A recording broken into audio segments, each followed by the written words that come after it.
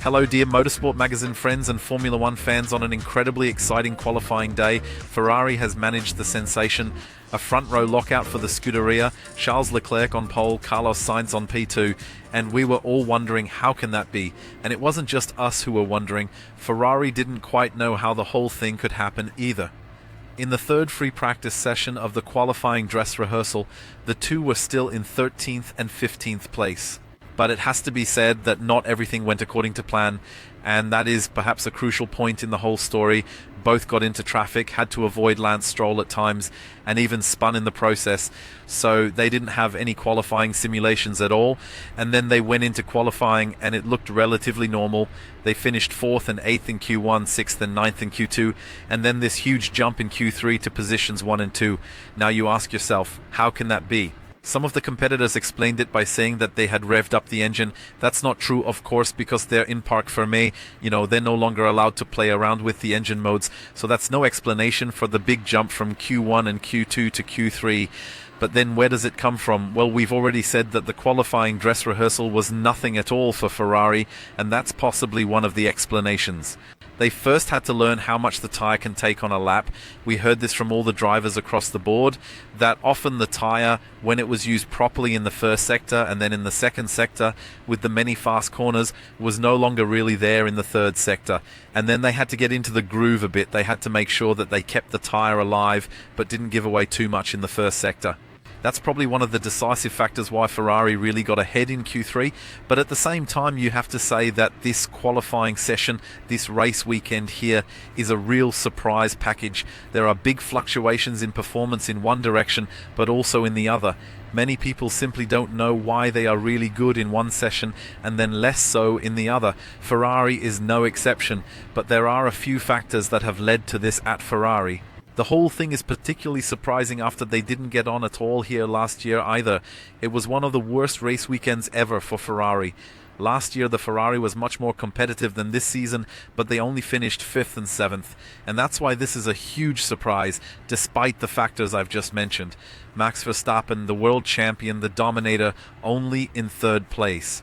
But, as you know, Charles Leclerc pole, Max Verstappen victory, that's the rule of thumb in Formula One. At the start, there could be the first really good chance for Max Verstappen. It's a long way to the first corner, slipstream duels. Even if the slipstream effect isn't quite as strong here due to the altitude, it's still a good opportunity, of course. We've often seen in the past that slipstreaming can make a difference. But the Ferraris could play a team game and give each other the slipstream and maybe take the slipstream away from Max Verstappen. So I'm curious to see which strategy Ferrari will use for the race. But even if it doesn't work out at the start, Max Verstappen is still the big favourite, of course. The race pace of the RB19 is the big strength this year. In addition, they have saved 2 sets of the hard tyres as the only top team up front. And you also have to remember, the gap in qualifying was 0.097 seconds. That means that even on a single lap, the Red Bull is on a par.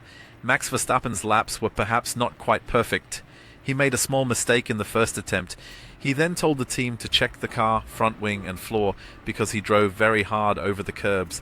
And in the second attempt, the drivers could hardly improve. The Ferrari drivers' times also remained the same. Why? Because there was a relatively big mess at the pit exit. We'll talk about that in a moment.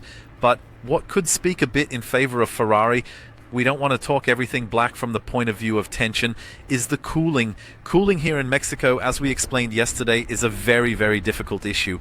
And when you're in traffic, you have a big problem, because then the engine overheats, then the brakes overheat. That was also one of the reasons why Ferrari was so weak here last year, because they arrived with the wrong cooling package. So will that slow Max Verstappen down? I'm curious. Max Verstappen and Ferrari both are also the subject of our new print issue number 93, Max Verstappen, the big cover story, the dominator, Ferrari on the other side, one of the many problem children. Link to the print magazine is in the video description. And I already said no one could improve then in the second attempt in Q3.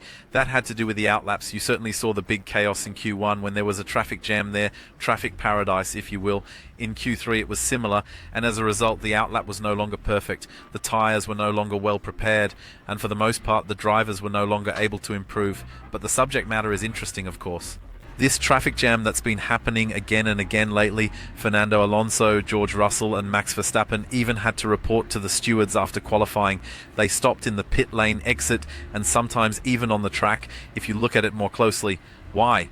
What's that all about? You may have noticed that a rule was introduced at Monza. It already existed at some point, but it was introduced at Monza because they were afraid of large speed differences on the outlaps and flying laps. A maximum delta time, and that applies to all laps in qualifying, on in-laps, on out-laps, and that's why these situations at the pit exit have been occurring more and more lately, because the drivers naturally want to have a certain distance to the car in front in order to get a free lap.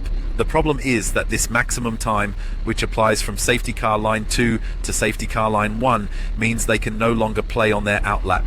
That means they have to make the clearances as soon as they leave the pit lane, at the latest by the time they reach the safety car 2 line, and then relatively little is possible there. That means the chaos that you had before, especially in the last corner or before the last corner or in the last sector, has now shifted a bit to the pit lane. The reactions to this were completely different here in the paddock. McLaren, for example, found it all relatively catastrophic. The two drivers grumbled about it and said that they couldn't plan anything anymore. It's all in the hands of the other drivers when they're lining up. Team boss Andrea Stella even demanded an immediate change. Something has to change. The top 3 drivers have all said in unison, well, it's just the way it is. You have to make that gap somewhere. Where else are we going to do it if not there? And the stewards actually took a similar view. All the drivers who were summoned were acquitted. The race director was also questioned, and they said, okay, the system is not optimal at the moment, but it is still better and above all safer to have this traffic jam at the pit exit than when everyone meets in the last corner, possibly with a large speed difference. Therefore, the system is not optimal, but it is better than the system we had before. Therefore, it remains for the time being. But of course you want to find better solutions. As I said, there's a lot of fluctuation in performance throughout the field. Alexander Albon, for example, P2 in the first practice session, P2 in the third. Well, it didn't work out at all for him. He had no chance.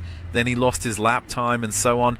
But one of the drivers who was surprisingly always at the front was Daniel Ricciardo, and he actually managed to put the AlphaTauri in 4th place on the grid. A real sensation. In Q1 and Q2 he was still slipstreamed by Yuki Tsunoda. He has to change engines and starts from the back anyway, but it wasn't so much the slipstream. In Q3 he had no slipstream and still managed to put the AlphaTauri in 4th position. He himself was not really satisfied even with his second attempt. Maybe this is again related to the prep lap, but still he was just 0.2 seconds behind the pole time in an AlphaTauri. He says the car definitely doesn't feel like the slowest in the field. Well, that was quite an announcement from Daniel Ricciardo. Of course he was in a really good mood today, and of course that's a message for the race, because it's really close at the back between Alfa Sauber, Haas and AlphaTauri. AlphaTauri already made big points at the last race. Will they do so again here? The omens are really good, so there's a lot of pepper in it, even though Sauber did well with positions 9 and 10. It didn't go as well as it did for AlphaTauri and Daniel Ricciardo. And let's not forget, Daniel Ricciardo actually qualified directly ahead of Sergio Perez. Of course, that also promises some decent headlines, at least at the start and as the race progresses. Yesterday, it still looked as if McLaren would be the big challenger to Max Verstappen and Red Bull. There was relatively little going their way today. Oscar Piastri only in 7th position. Things looked pretty good again in Q1 and Q2, but then McLaren's performance disappeared, and Lando Norris actually only qualified in P19. What was going on there? You've probably seen that some teams ran the first attempt in Q1 on the medium tyres in order to save a set for the rest of the qualifying.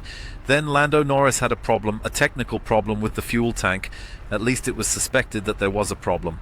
They wanted to check it out, and in any case didn't want to sacrifice the soft lap, which was planned for later anyway. Because of the problem, this lap was cancelled, but there was no problem, it must be said. Norris then went out later on soft tyres, made a small mistake on the first attempt, then a cool down lap, then another run, and then Fernando Alonso spun. Yellow flags, and he couldn't improve. Really unfortunate for Lando Norris and for McLaren, but we have a really exciting starting grid here for the 2023 Mexico Grand Prix. Remember, you at home have time change. Don't forget, here in Mexico, everything stays the same. And you know the game. It's set for what we hope will be a really exciting Grand Prix here in Mexico City.